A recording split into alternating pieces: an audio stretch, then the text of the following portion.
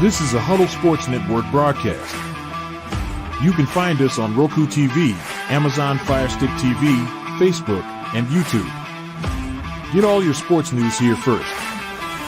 The daily podcasts are Ken and Ken in the Morning, Lions Talk with Smoking Jeremy B, Wrestling Roundup, The Big Football Show, and more, Shield TV, Lions Villain Report, and Red Zone Rant. The afternoon podcasts are Valhalla, Grosef Sports, WCFL Dolphins Talk, The Cheap Seats, The Bodkin Show, Spirit of Detroit Podcast, and MM-Aniacs. The nightly podcasts are Hallis Hall Report, Frozen Tundra Network, Skull Gang 365, The Huddle Sports Network Open Mic, First and 10 with Foz, Main Event Football Show, Prime Sports World, The Man Cave, Prim and Proper Sports. Spitballing Podcast, Lions Fan Cave Chat, Puckett, 313 Den Podcast, The Guys Huddle, Shots from the Sideline, Let's Talk Sports, The Michigan Truth Sports Podcast, Off the Rails, NFC Northeast, Power Hours, and Detroit Lions News. Make sure you follow, like, share, subscribe, and comment. Hope you like all the show.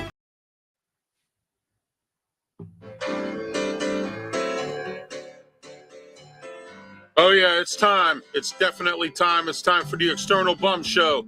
I'm Ralph Williams, along with Jeremy Ballrick, Leo Haggerty, and our special guest today, Will Aiken, filling in for Scott Morganroth. Will has a show called the Pittsburgh Sports Desk. So here we are today. It's great to be here this morning. Leo, welcome back. It's great to have you back on the air here. This is Saturday morning here. I know it's warm down in Florida, but it's cold up here in Pittsburgh, so we're going to go from there. All right. This show is also brought to you by RW Media Productions and also our studio sponsor, which is Mata Heating and Air Conditioning. You ought to call Mata Heating and Air Conditioning 724-201-0500. You ought to call Mata Heating and Air Conditioning. All right. Don't forget later on this afternoon, 2 to 3 p.m., 92.5 FM, 1250 on the AM dial. The Answer, the Sports Corner radio show with me, Ralph Williams, Smoking Jim Frazier, and Claudio Rosano, and Luther Dupree. Also, I want to announce that I have received last Saturday the Achieving Greatness Award for Media, and I want to thank the Achieving Greatness for this award for media. Thank you very much. All right, let's get started with our openings. First, we're going to start with Will, since you're our guest. Tell us a little bit about yourself, your podcast, and then first, hang on 1 second here. I got to pay another bill here. Hold on. All right, the bum segment here is brought to you in part by Lessons from the Microphone from Scott Morganroth, his book, Tuning into Enduring Wisdom of Visionary Leaders. Go out and get it today, Barnes & Noble, Amazon, and also by Scott's publisher, and also in the South Florida Tribune.com. All right, we'll go ahead with your opening. Tell us a little bit about yourself and give us your bum for today. All right. So, yeah, I do a plethora of shows. I'm Tuesday nights, I'm on, we do Pocket, me and John Rustino, and we also have an NHL insider, Jim Behringer, that joins us. So we do that on Tuesday. Wednesday's my Pittsburgh show. Cover everything from Penguins to Pitt to Pirates to Steelers, whatever. Robert Morris, Duquesne, you name it, we cover it if it's in Pittsburgh sports. And then Thursday, I have my Gridiron show, which is strictly football, college, NFL, even talk a little bit about the CFL. And then Saturday mornings, I do a soccer show called Stoppage Time, which is cover English Premier League, Bundesliga, MLS, French Liga, Liga MX, you name it, we cover it. NWSL, everything, cover it. So, but yeah, so my bum for today is Fenway Sports Group. Fenway Sports Group, I remember when they took over the Penguins. I remember when they bought the Penguins. I was doing a show. With Dan Davis at the time. And I said, point blank, I said, this is going to be bad for the Pittsburgh Penguins. And everybody and their brother come out of the woodwork and lambasted me, just attacked me from all angles. Oh, you don't know what you're talking about. This group's such a great group. They build winners. Look at all that they have. Liverpool, the Red Sox. They own a Formula One team. They have all this. Well, guess what? You have Ron Hextall. You have Brian Burke, two I think pretty good hockey minds who wanted to flip this franchise on its head. Wanted to bring in the youth. Wanted to basically bring in the youth around Sidney Crosby, and they were handcuffed. They weren't able to do it. FSG comes in and says, no, you have to keep the core together. You have to keep the core together. Even though we're the oldest team in the league, got to keep this core together. So basically, Ron Hextall and Brian Burke say, see you later. And then you have Kyle Dubas, who comes in, who in Toronto, let's be honest, he was in a very hard market. They expect good hockey up there in Toronto, so he was constantly under the microscope. But he was never able to be a GM like he wanted to. He didn't have total control, didn't have total autonomy up there. Comes down to Pittsburgh, and they basically sell him a bill of goods that is false. They basically say to him, hey, you're going to have full autonomy. You're going to have full control of the team. He, I believe, wants to flip this team on its head and get youthful. And once again, he's handcuffed by FSG. They continue to rely on these old guys. They continue to try to build a winning franchise around one of the oldest, like I said, the oldest team in the league. And this is what you have. Like I said, it was a bad idea for FSG to take over. Sports groups can be good, can be bad, but sometimes they can be bad. Just ask Atlanta; they can tell you how bad a sports group can be sometimes. So, All right. That's my bum. Okay, Leo Haggerty, you're bummed today, and welcome back. Well, thank you. It's been a little bit of a grind here with a lot of Saturday morning games now, but check us out on Amped Up Sports on Facebook, Instagram. Go to the website, post a daily article there. My bum of the day is the NCAA selection committee. And here's why. Can you come up with a criteria? Not 6 or 7 different bullet points. Come up with a criteria. And let me give you an idea of that criteria. How about number 1 being your one-loss record? Stop sitting around here and listening to these SEC people say, oh, it's about strength of schedule. Okay, strength of schedule. Alabama lost to Vanderbilt. Georgia lost to Alabama. Mississippi lost to LSU. Stop giving me, oh, well, that doesn't matter. I need a criteria. I need something because I tell you what, if Indiana beats Ohio State today, you got 3 Big Ten teams in. You got Ohio State, who have lost 2 games to top 5 teams. Indiana, Oregon, that winner and loser are in. So, you know what? Give me a criteria. That's all I'm asking for, NCAA committee. Give me something in writing that will actually tell me what the heck you're doing. Because right now, nobody knows. All right, Leo, thank you. I bumped the wrong button here and ended up taking myself off the air, but I'm back. All right, Jeremy Ballrick, go ahead.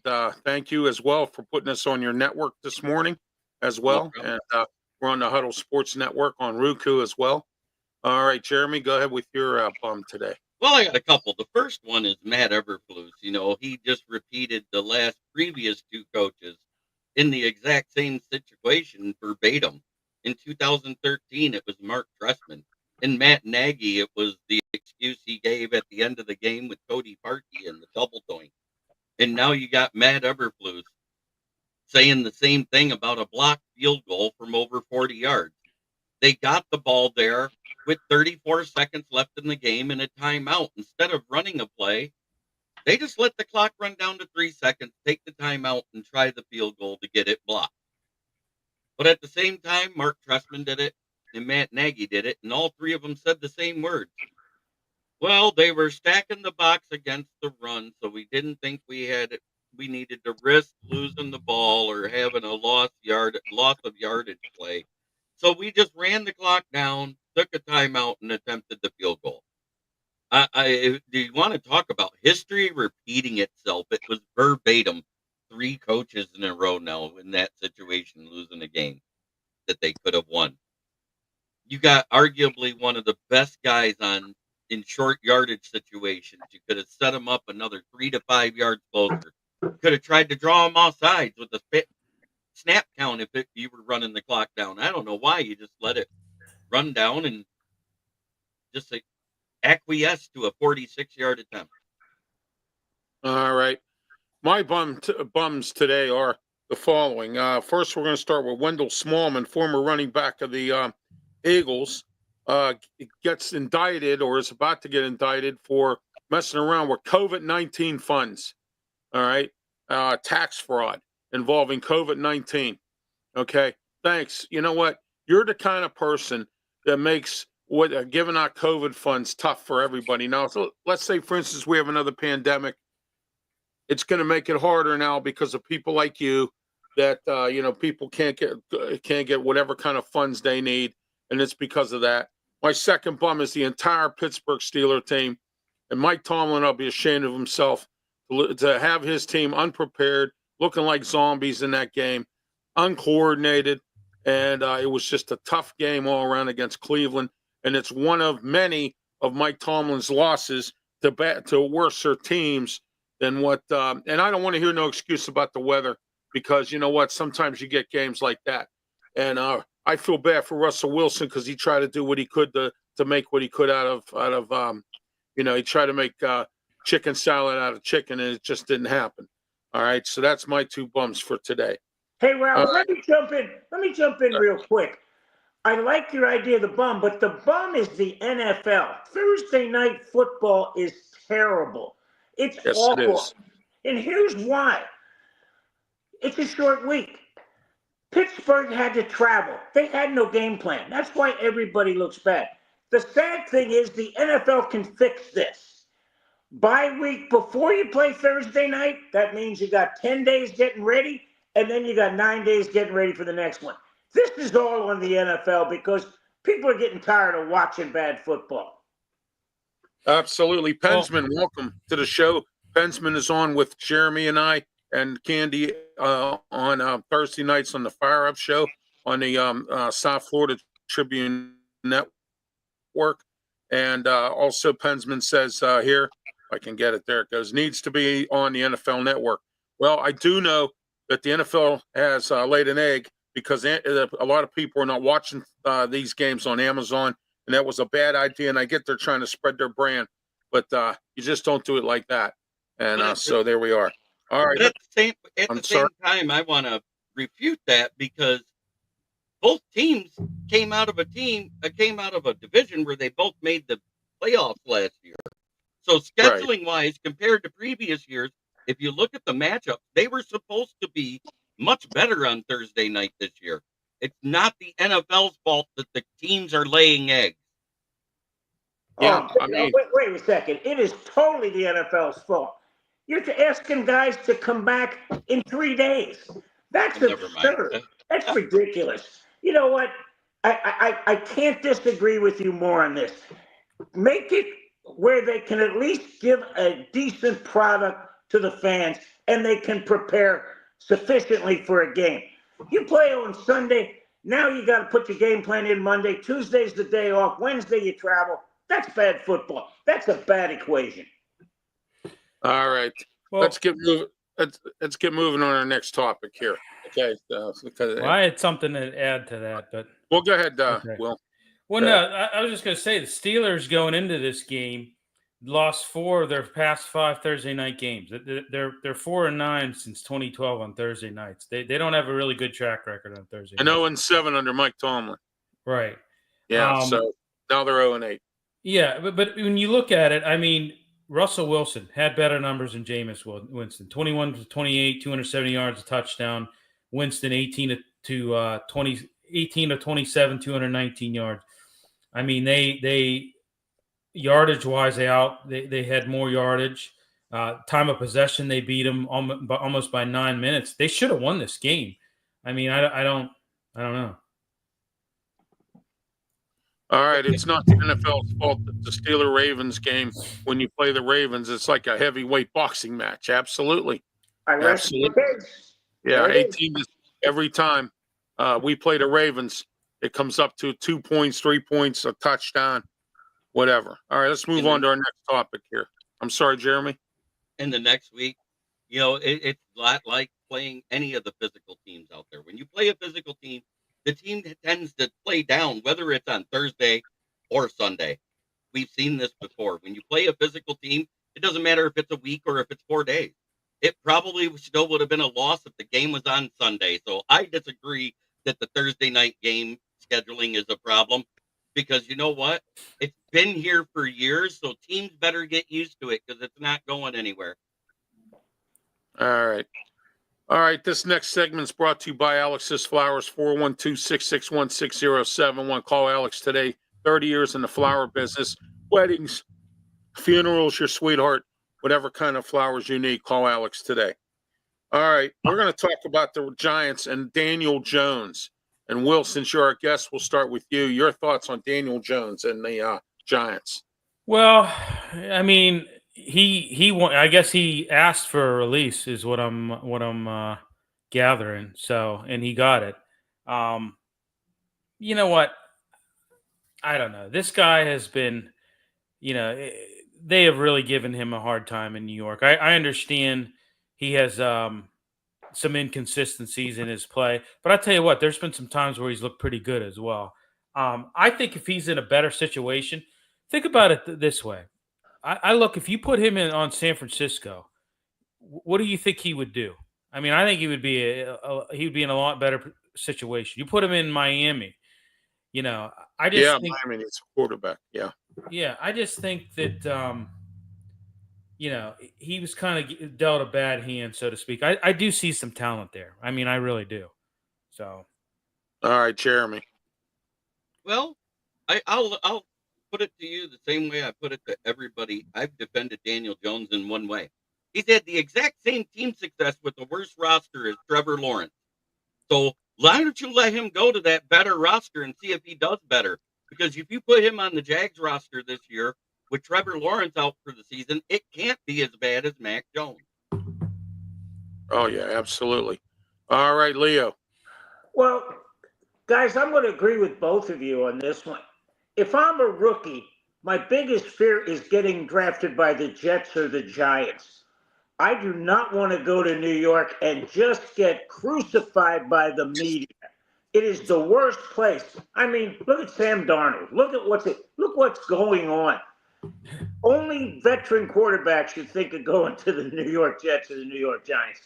And when you trade away Saquon Barkley, what does a quarterback need? He needs a good offensive line. He needs a really good running game. And he needs a great tight end to get over the middle. No box is checked by the Giants. And they expected this guy to play well? Delusional. Wow. All right, here we are. Pensman says, Florida, New York, Jacksonville, Vikings, and Saints for Daniel Jones. Sanders coming to the Big Apple. Not that happening. Nope. And I don't see it happening because I see them beating the Giants next week or beating the Cowboys next week, and they'll lose that number 1 pick overall. It's going to be either Jacksonville, the Titans, or the Raiders will have that number 1 pick. My thoughts on Daniel Jones is I know the situation was bad. He was overpaid. I don't know if it was the situation itself or the system that Brian DeBoer runs up there, or just perhaps like Leo said, they traded Saquon Barkley. And you got to have a running game and an offensive line and some kind of play action. You can't just pass the ball and be one-dimensional. But I don't know what Brian DeBoer's offense is entailed. But if it's play action, then he should have never got rid of Saquon Barkley. You always need, like Leo said, a really good running back. All right, let's get to our next segment here, and that is brought to you in part by Big Dog Auto, Buttermilk Caller Road, West Mifflin, near the county airport. 412-999-0191. Big Dog Auto. Won't play games with you. Really good mechanics there at the right price, and they do the job. Oil changes, state inspection, brakes, and more. Call the Big Dog if you need any kind of auto repair. Buttermilk Hollow Road in West Mifflin. All right, let's talk about the NFL Hall of Fame. You got some semifinalists, and I'm going to go down the list here, and then I'll go around the panel. Let's get started with the first two Steelers: Hines Ward, James Harrison. Leo, we'll start with you. You know what, guys? It's getting really tough now because it's the Hall of Fame. It's not the Hall of really, really, really good. And these two guys are really, really, really good. I would like to see both of them get in, but it's going to be tough to get two guys from the same team in right now. I think Hines Ward has a better chance of getting in than Harrison. Now, you remember the Super Bowl with Harrison. You know, I didn't know a guy could run 102 yards, but he did. Guys, it's going to be tough because when you're a defensive player, you've got to be at the top of your position. And when you're an offensive player, you got to be an elite. The problem in Pittsburgh is with their coaching situation, they never pushed elite. And with defense, it was always 11 guys to the ball. And that's hurting these guys. But I hope one of them gets in, but I think Hines Ward has a better chance. Yeah, well, we'll see. There's a lot of receivers in here. Will, your thoughts? Hines Ward, James Harrison. Well, I mean, Hines Ward, I always thought that his numbers weren't as good. He's what, I think he was like 8th or something like that on all-time. I forget. Leading list. Yes. But, yeah, I mean, there was a lot of guys ahead of him that aren't in the Hall of Fame yet. So that was always my gripe with him. Harrison, I don't know. I mean, I think that he's I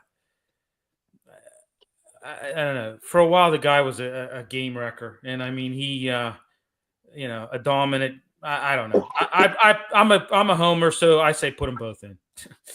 All right, Jeremy. Oh, I think they both will get in. Whether it's first ballot or not, the other story. James Harrison, I believe he has the numbers as far as the defensive player is concerned. Hines Ward is a dog. I mean, but he'll get in. I just don't think it'll be this go around. Sooner or later, he'll get in, though. So we'll see. 8th on all-time receptions, Hines Ward. Yeah, it would have to be a low or a short wide receiver class because this one has a lot. We're going to be talking more as we get down the list here. All right, next, Steve Wisniewski, guard, played for the Raiders and a few other teams. Jeremy, start with you. Good guard. Was he great? Was he truly great? Where did he rank all time? I think he was in the top 15, which is decent, but it isn't great. The guards are a hard one to crack. It's a hard nut to crack to get into the Hall of Fame. He's another one of those guys that might get in on one of those bet vote-ins after the eligibility is over and he's out of the voting. But I don't think he gets in before then. All right, Leo. Oh, I concur, Jeremy. I think it's, again, a really, really good player, but he can only put in 6, and I'll tell you what, there's going to be 6 better than him. That's a shame, but that's life in the NFL. Absolutely, it's life when you're trying to get into the Hall of Fame as well. All right, let's see what we have here. All right, and then Pensman said, Ralph, when is Ben getting into the Hall of Fame? I think next one. Because next year or the year after is when he's eligible, right? Yeah, that's what I think because Eli's in it this year. All right, we'll get to Eli shortly. Next, we're going to get Darren Woodson. Darren Woodson. I'm sorry, Darren Woodson, Green Bay. He also played for the Las Vegas Raiders. Safety. All right, we'll start with you, Will. I'd put him in, absolutely. All right. I'd definitely put him in. Okay, Leo. Absolutely, check the box. He was a premier safety during his time in the NFL. Yeah, he's in. Yep. Jeremy. I believe he will get in. Does he get in this year? That's another question. I think he will get in. It's whether or not he'll be a first ballot. He does check all the boxes as a safety.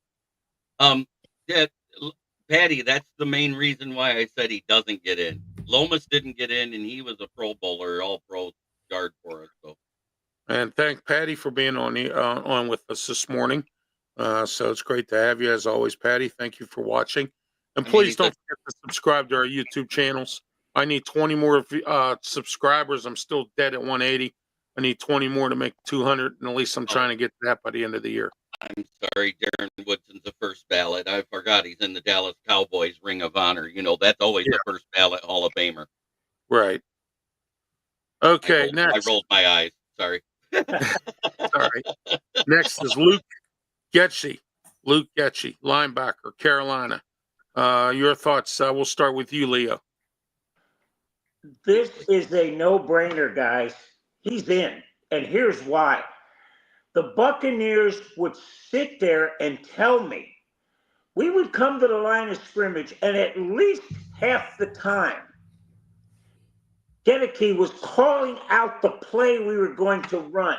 He was the most cerebral linebacker I've ever seen play, and he was tough as nails. When he was at Boston College, he led the ACC in tackles. He did the same thing with the NFL. He would find a way to get to the football. This guy is a first balloter. Jeremy.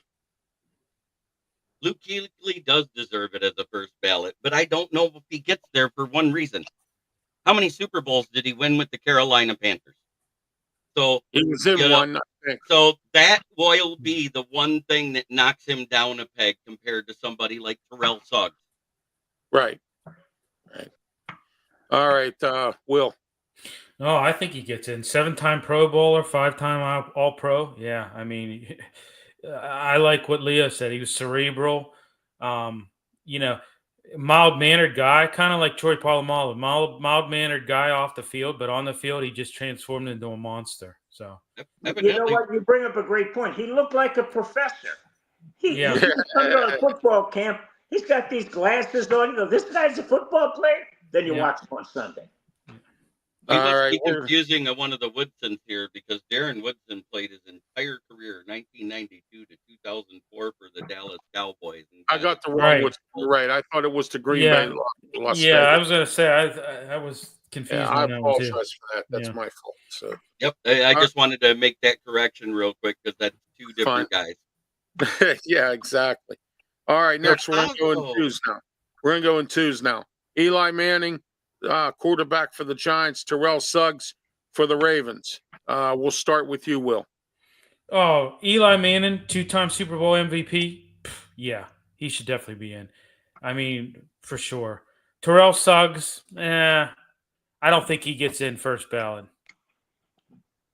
All right. Let's see here. Harpasso Brent says, good morning, everyone. Good morning to you as well. Thank you for being part of the program. All right, Jeremy.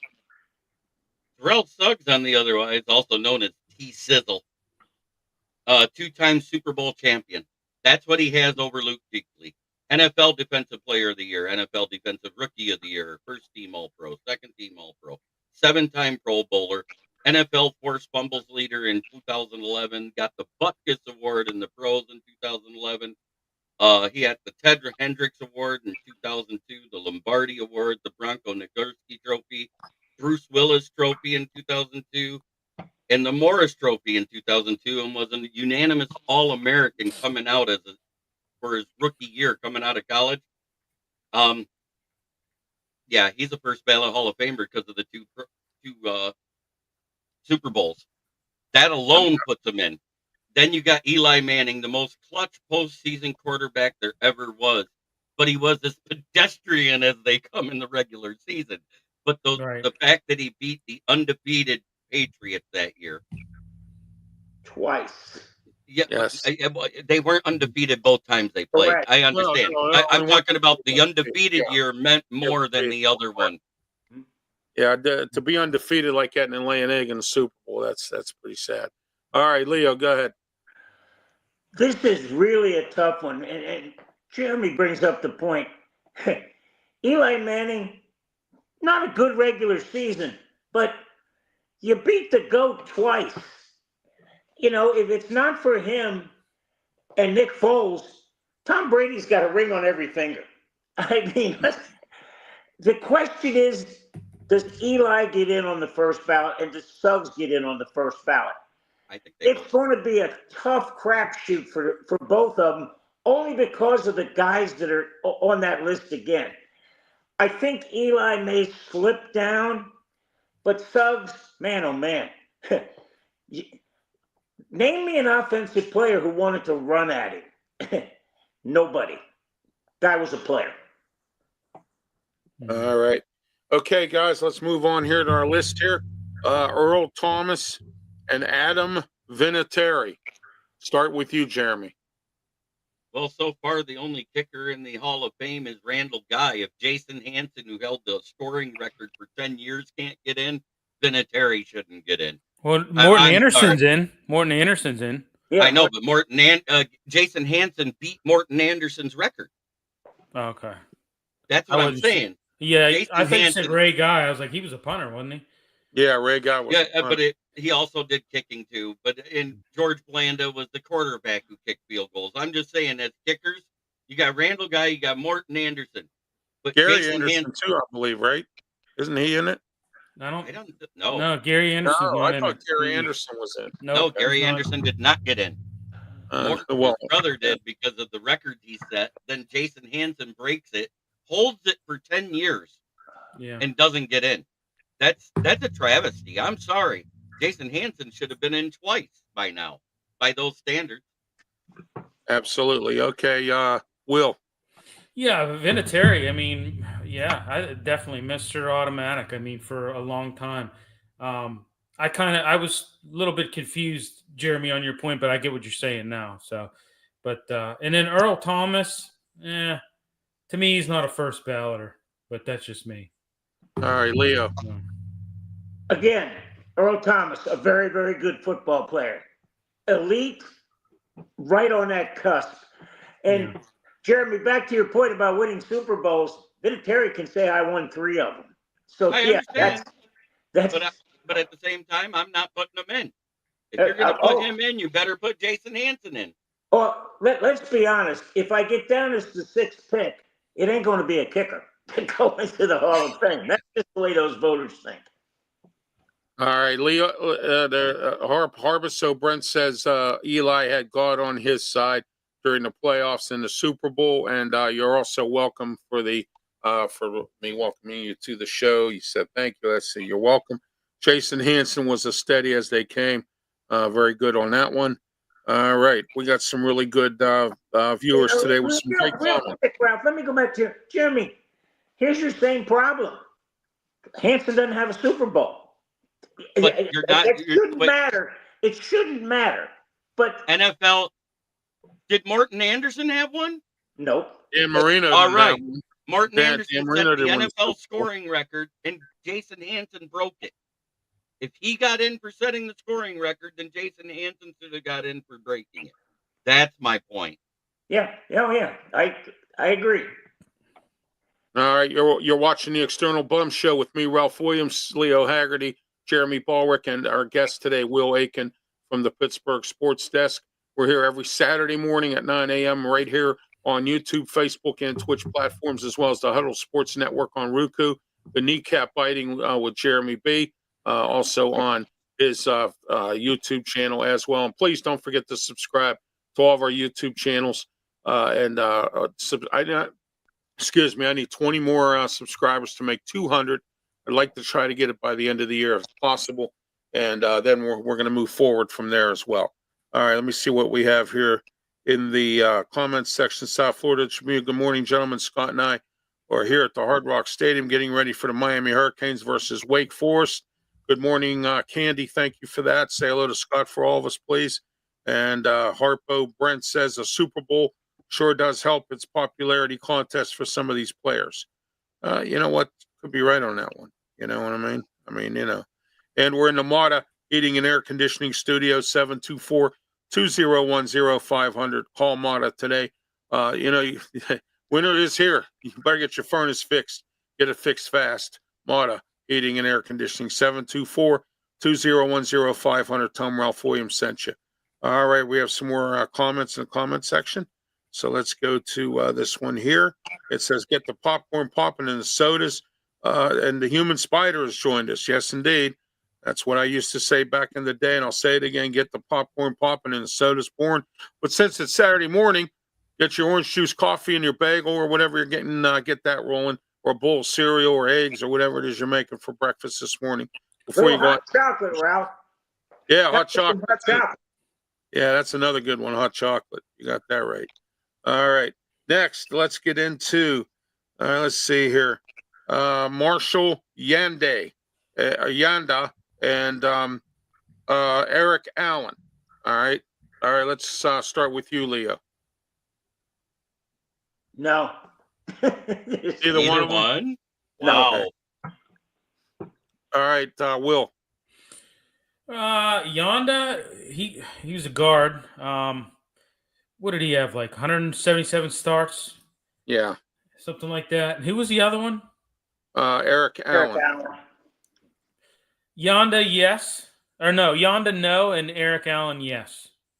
All right, there you go. And Okay, I'm just the opposite. I'm at Marshall Yanda, yes, and Eric Allen, no. So, it all depends on what you think. I think Yanda did enough. He was a part of a couple of the Super Bowl teams for the Ravens. Great guard. You're not talking about just an okay guard. You're talking about a guy who kept Joe Flacco upright in those Super Bowls. So there's a big difference there when you're talking about a guy that had to stuff the pass rush of the Patriots to get the Ravens there too. I tell you what, though, Eric Allen, 6-time Pro Bowl. I mean, he was a shutdown DB in my opinion. I don't know. Yeah. The only problem, guys, and when I say no, I mean this ballot. There's just so many on that are going to jump ahead of them. I think they're going to get in eventually, but just not on this one. All right, next, Willie Anderson, Antoine Bolden. Start with you, Will. Antoine Bolden, yeah, I remember him on my fantasy team way back when fantasy just started. He was, yes, I would say him. Willie Anderson, no, I'm not going to say he's a first ballot. All right, Leo. Bolden, yeah. He was the epitome of the possession receiver. When I look at Chris Godwin, I'm thinking Antoine Bolden. I mean, that kind of player. I'm on the fence on the other one. I'm really on the fence. All right, real quick here before we go to Jeremy. Our Paso Brent says, have a blessed day, guys. Have to leave for now. You as well. And the human spider said, too many hot dogs at the mall. I used to say that. That was one of my old sayings as well. Jeremy. I don't think either one gets in. Antoine Bolden was just a good receiver, not great. You're talking about a 3-time Pro Bowler.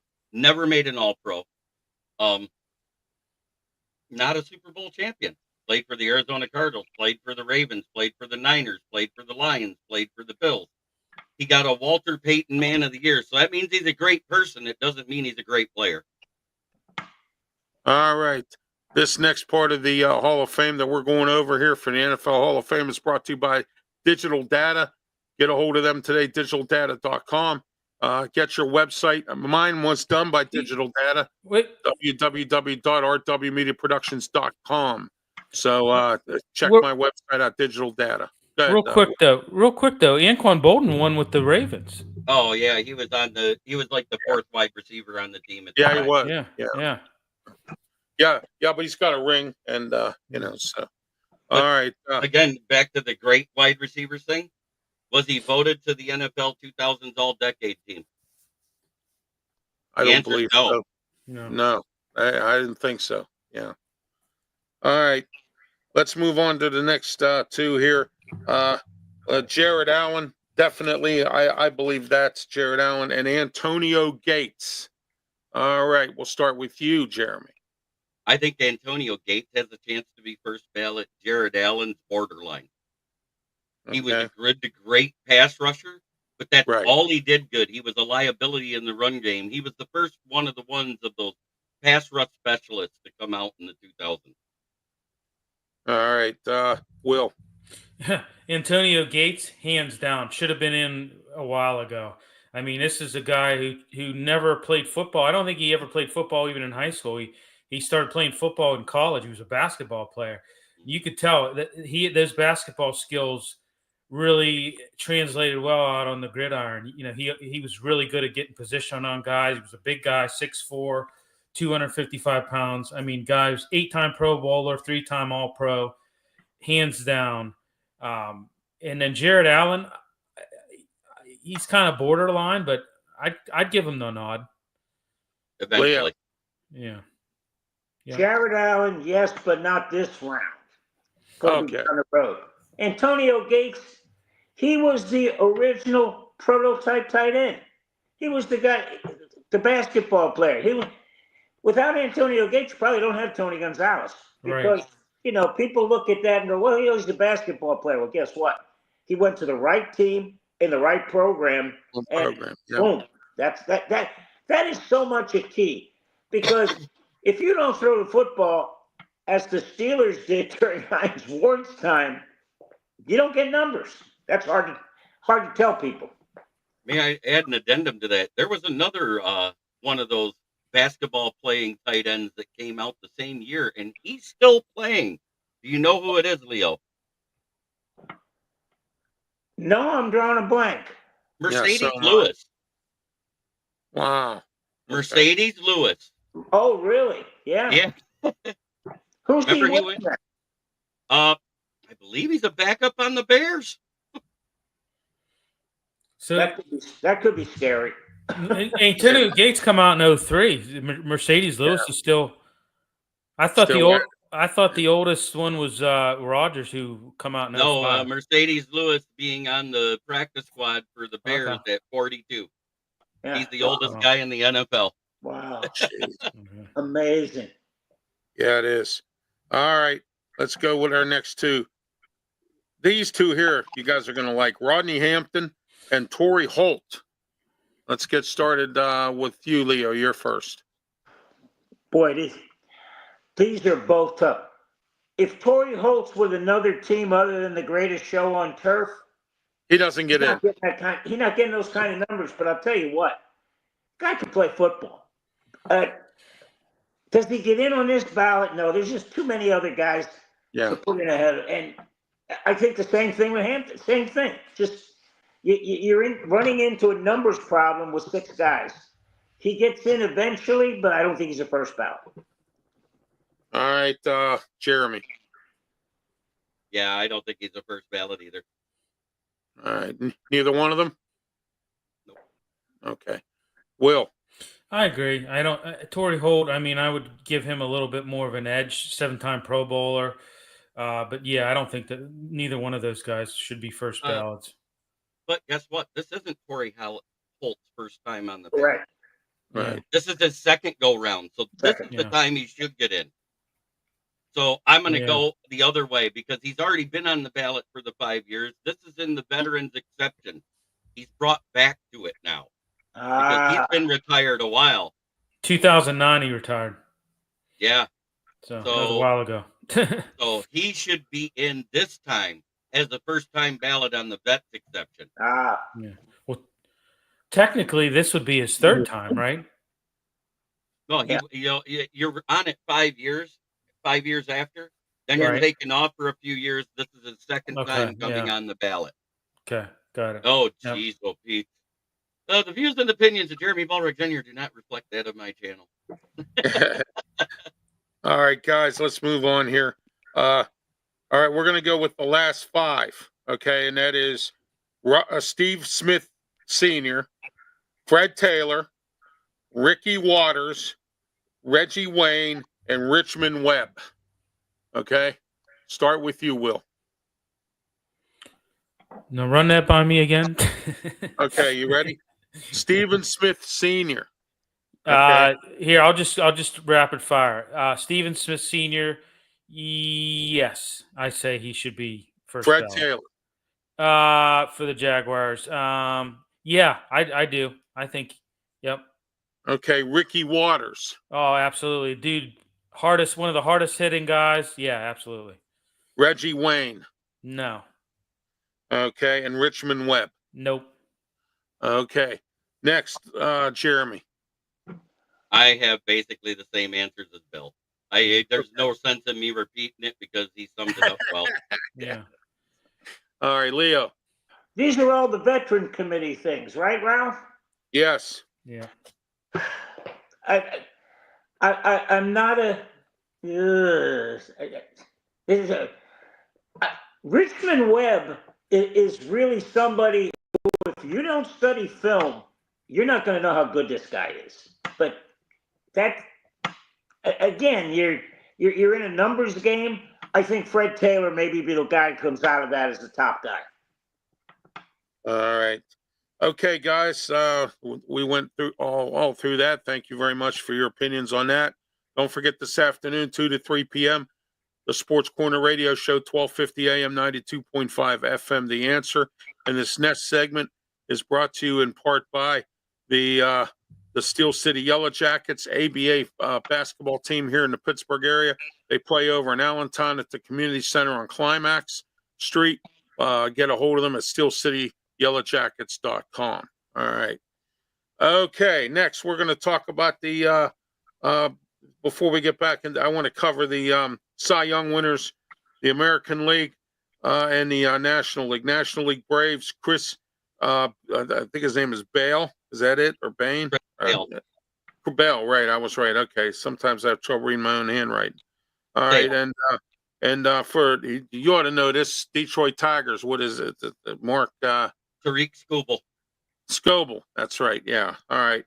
All right, guys, let's go around and see what your thoughts. Start with you, Jeremy. Both guys deserved it very much. Chris Sale, the starting pitcher for the Braves, was one of the best pitchers all year for them. And Tariq Skubal, what can you say? In the American League, he had the most wins, the most strikeouts, and the lowest ERA. That's a Triple Crown winner at Cy Young. All right, Leo. Oh, Chris Sale was a no-brainer. I mean, he just had a great season.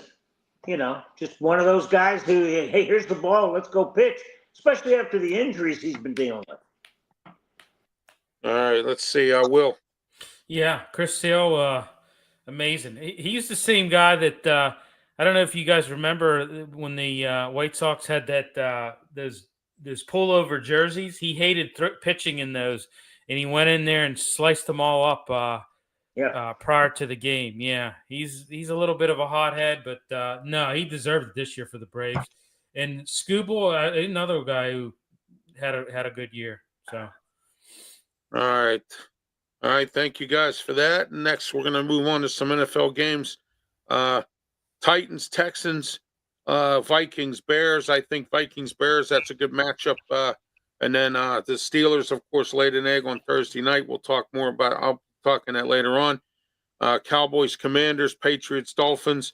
All right. Any game that stands out for you, Leo? Start with you. Any game that you want to NFL game? Well, I'm going to look at the Eagles having to go to the West Coast and play the Rams. Yeah. It's all going to depend on what kind of health situation the Rams have. When they're healthy, they're a tough out. You know, they're tough to beat.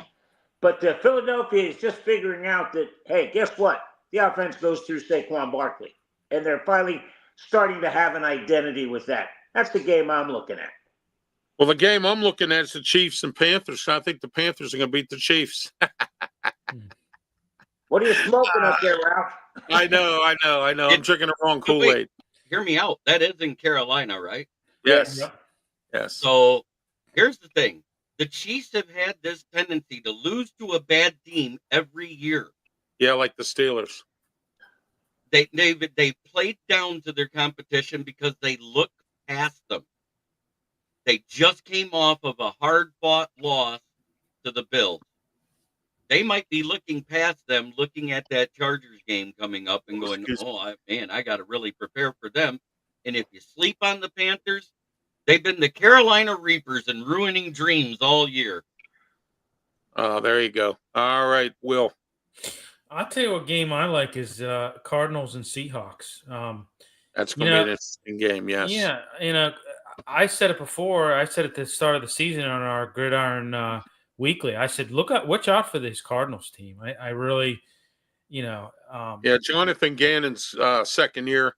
I think he's got his team. He's now he's got the feel for his team and everything else. I think Yeah, he's and ready. Connor's quarterback. That's the biggest thing. I mean, Yeah. he's phenomenal. right. Well, and you got a good running game in Connor, and I mean, the Seahawks I think have fallen off. I've never been a Geno Smith fan. I know for a while there, he was leading, in passing, but I've never been a Geno Smith fan. The wheels are starting to fall off in Seattle. So yeah, is that the craziest division though out there? Everybody's in the game. It's a nutty one. And then Seattle goes into San Francisco and beats 49ers. Well, Right. it's just nuts. It is. Yeah. All right, guys, we're going to do our local segment where we talk about our local sports and whatever you want to talk about. It's brought to you by Draft Nation, draftnation.com. Check out their podcast. They also cover all kinds of drafts, anywhere from the hockey draft, baseball, basketball, and, of course, the NFL draft. Draft Nation, get their e-magazine in your inbox for $9.99 a month. Wow, you can't beat the information you'll get for that kind of cost. And we're in the Mata Heating and Air Conditioning Studios, 724-201-0500, Mata Heating and Air Conditioning. Start with you, Will, since you have to leave. And also, you're our guest today. We'll start with you local. Okay, so another disappointing loss by the Penguins last night, 4-1, against the best team in the National Hockey League, Winnipeg Jets. They've got to figure something out with this team. You've got to commit to rebuilding fully. You can't half-heartedly say, well, we're rebuilding. You've got to commit fully to it. That's why when our opening segment with the bum, that's why I said FSG is handcuffing Kyle Dubas. They're handcuffing him. He's not able to do what he wants to do, which I believe is totally flip the team on its head. Be like the Washington Capitals. Flip the team on its head. Build youth around Alexander Ovechkin. They need to do the same thing in Pittsburgh. Build youth around Sidney Crosby. Steelers. Go ahead. Oh, well, go ahead, Will. Go ahead. No, I was just going to say Steelers should have won that game Thursday night. I mean, like I said before, Russell Wilson, 21-28, 270 yards, 1 TD. You won the possession game. You had more yardage than them. It just come down to, Jameis Winston. How many times did he find Jerry Jeudy in third down and they were converting? I mean, Jordan Akins, another guy, he's a gunslinger. Jameis Winston is a gunslinger. He was finding guys and they made the plays and bad loss. No excuse for it. As people say, it's another Tomlin loss. He's good for one every year. So, and then I want to talk Pitt basketball. 6-0 down at the Greenbrier yesterday. Beating LSU, a Power 5 team. Yes. I mean, that's pretty good. They face Wisconsin on Sunday down at the Greenbrier. We'll see what happens there. I know Wisconsin's favored, but I tell you what, don't be surprised if they upset Wisconsin Sunday in this tournament. That'll be interesting. Yes. Hey, Bill, real quick. I know I wasn't on last week. You got to talk about the worst call in college football history in the Pitt, Virginia game when they allowed we got 5 extra downs. Where you got another extra down. Yeah, that was the worst thing I ever saw. Yeah, and there was no penalty. That's got to be illegal procedure. Right. Well, I got something here on this. All right, Heather Lake was fired because the athletic director at Pitt because she didn't know what to do with NIL. Also, she should have been years ago. I preached this, and when I saw her at a media thing, I told her right to her face, Heather, you got to do something about this officiating. Get in touch with the ACC. Get up there, talk to the boss in charge, and get this done. Nothing was done. She did absolutely zero. We have now Alan Green as our athletic director, and he comes from Tennessee. And Alan Green's not going to play. I will guarantee you, he will be up there he'll be in Charlotte talking to the ACC officiating about what's going on. Did he get fined after that game for what he said? But I'll tell you what, I agreed with him. Yeah. You gave Virginia. Yeah, you gave Virginia 5 downs. I mean, you gave Oh, them God, 5 downs, and yeah. Yeah, it's terrible. And that's another thing. He pours a blood vessel every game because of this bad officiating. And you Right. don't know how many games, Leo, that the Pitt has lost because of officiating. Lots. Yeah. Last So, week it was bad officiating. Clemson. yes, it was bad officiating in the Clemson game. Yeah. Oh, yeah. All right, Will, tell everybody about yourself. How they can get a hold of you, what shows you have going on, and we're going to move on. So So we're on the Pittsburgh Sports Desk on X. All my other shows are on Spitballing, on my Facebook page, William Akins, and then we're all on Let's Talk Sports as well. So all my shows, like I said, we got the Puckett Show on Tuesday nights, Pittsburgh Sports Desk Wednesday, Gridiron Weekly on Thursday, and then we got our soccer show here in about 4 minutes. So, but okay, great. Jeremy, you're local. Go ahead. Thanks, Okay, guys. you can find my writing on the South Oh, Florida thank you. Tribune.com. You can find my shows on Kneecap Fighting with the Motor City Lions. You can find my shows also with Scott on the South Florida Tribune. And you can find me here every Saturday. There you go. That's right. You're here every Saturday on the External Bum Show. It's really increased in viewership, and we've also, thanks to you and Scott and a few other, and Leo as well from Amped Up Sports and everything else. All right, go ahead, Jeremy. Do you have anything local you want to talk about, or anything in your area, or whatever? Well, we activated Broderick Martin. Ife Melifamu was activated, then put right back on the IR because he did have a serious break in his finger. It wasn't simple where it was something he could take off and get back on the field. So he'll be out 4 to 6 weeks. Alex Anzalone's out for the next 4 to 6 weeks. And we got a game coming up. Let's have fun. Go Lions. I got us winning 38-17. All right, Leo. Big sports weekend down here. South Florida hosts Tulsa with a chance to get bowl eligible.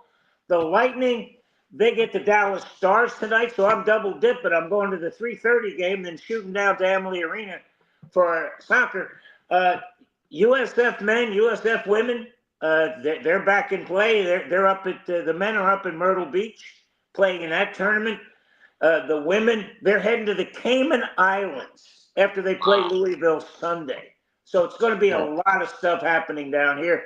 And the Bucks, they travel up to New York to play the Giants up in Jersey, the Jersey Giants. Hey, The Jersey Giants. There you go. Hey, That's Ralph, great. real quick, Yes. if you could send me Will's information, because, I got soccer and football guys out the yin-yang that could probably help him on his show.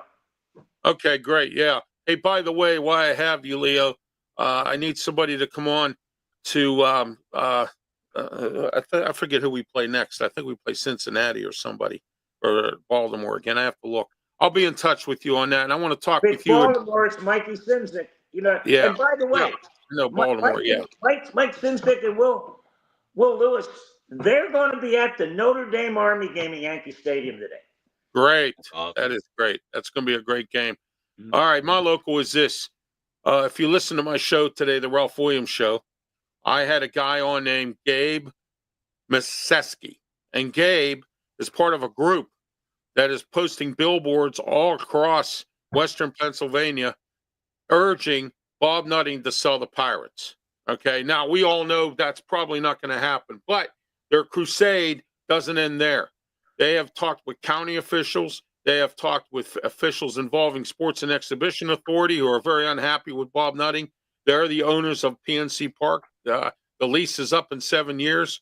So, Bob Nutting better be careful because you got this group out there with these billboards, and they're not going to stop until he sells the team or the Sports and Exhibition Authority runs them out and tries to find another owner, because this guy has done some malicious things. And this year he really stooped to a low when he didn't give Michael A. Taylor and Rowdy Tellez an opportunity to get their bonuses. And I thought that was really foul. I thought that was wrong. And I think he's a cheapskate, and he needs to do something with the team and get rid of it. Sell it to Mark Cuban. Let Mark Cuban have it. He offered him double, and he didn't want it.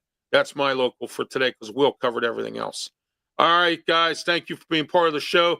I want to thank everybody else for being part of it today. We'll see you next Saturday right here for the External Bum Show. Don't forget the two on our YouTube channels Amped Up Sports. Don't forget Jeremy at Huddle Sports Network and all the networks that are involved in this show. Until next week, have yourself a great one. Thank you. Take care, guys. All right. Have a good one, guys.